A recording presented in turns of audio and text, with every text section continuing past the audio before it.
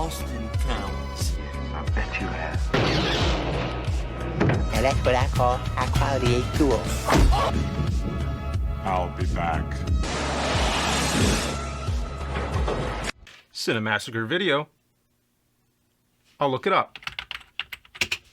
Yes, we do have that. Do we have it on Blu-ray? No, we have it on VHS and Laserdisc.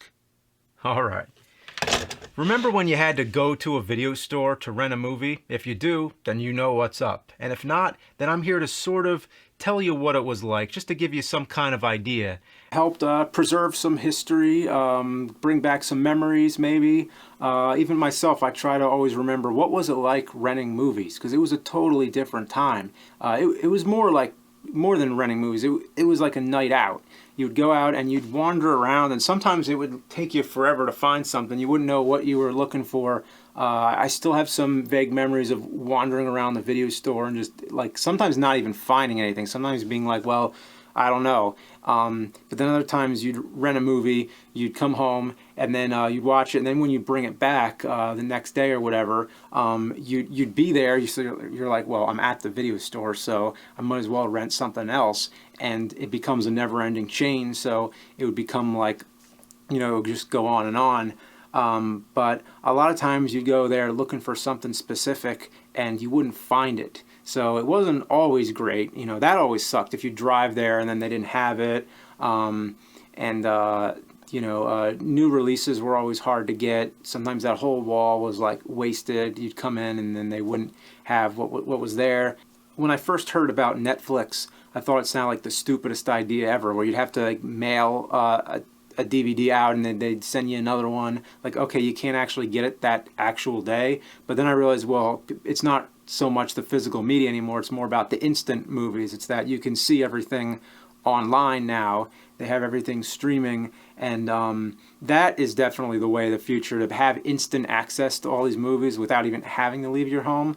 But the problem, and the reason why I don't think things like Netflix have taken the place of it, is because you can't find everything on there.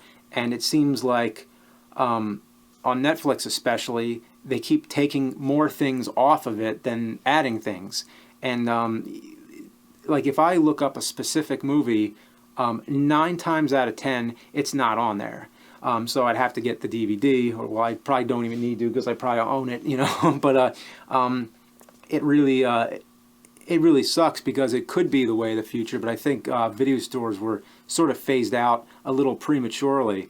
I mean, I get that they weren't making money and everything else was taken over, but it really just didn't get there fast enough. If they can't get enough movies on instant, then it's not really it's not completely worth it yet. I think it's largely worth it for the convenience, but it isn't really all there yet.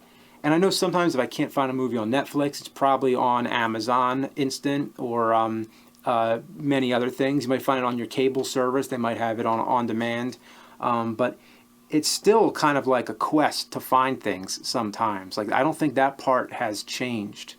I think there's legalities that prevent everything from being easily available, because so many movies that get removed from Netflix due to contracts or whatever, contracts expiring, it's just not I think with new releases it's really understandable when there's something that's current and that has a big monetary value. It's really up to the studios where they want it to be seen. If they want it on this platform or that platform, it's really their choice.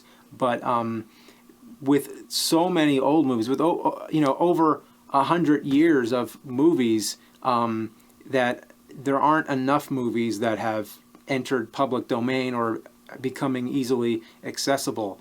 It's really more like everybody owns everything, even though, like, you know, an old movie from the 30s or 40s, nobody who worked on the movie most of the time is even alive anymore, but still it's under some kind of ownership.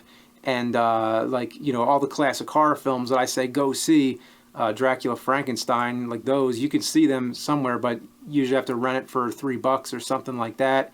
And I don't think the general public is going to find that stuff as easily, because the general public today is going to be looking at whatever's new. So it makes it harder for people to go through the effort to go back in time and go back to older movies and see this stuff. So I just don't want to see like history disappearing. Obviously, I think Amazon and Netflix and all these type of things are the way of the future, because to own movies digitally as opposed to physical, because not everybody has the space to collect them anymore. I think it is the way of the future. It's just not completely there yet. Became too much because not enough people are buying physical media. I don't know. I would assume that would be a logical reason, but it's really a shame that they're not going through the effort to make physical media prevalent. But is physical media dead yet? I mean, it's not dead yet, but is it on its way? I think Blu-ray, which sort of it was a big update from DVD with the quality, but I don't think they updated it enough where it really makes it worth it. I think the big problem with Blu-ray is that Sony owns it. So I've never heard that in the history of video formats, because VHS, anybody could put their movie on VHS, anybody could put their movie on DVD, but Blu-ray, you have to pay royalties to Sony. So it's sort of like, that's why there was that battle between HD DVD and Blu-ray 1.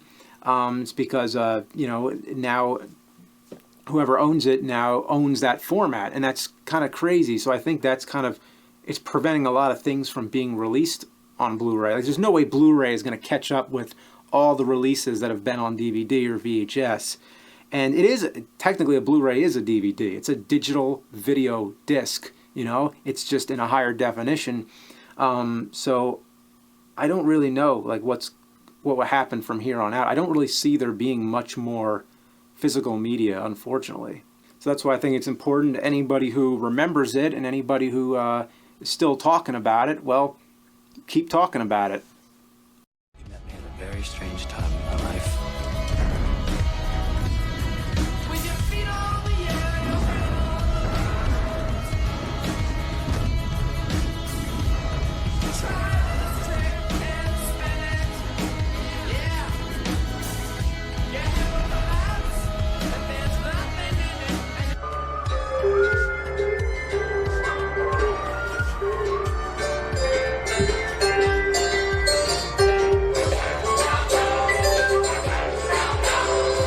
He's the guy who's the talk of the town.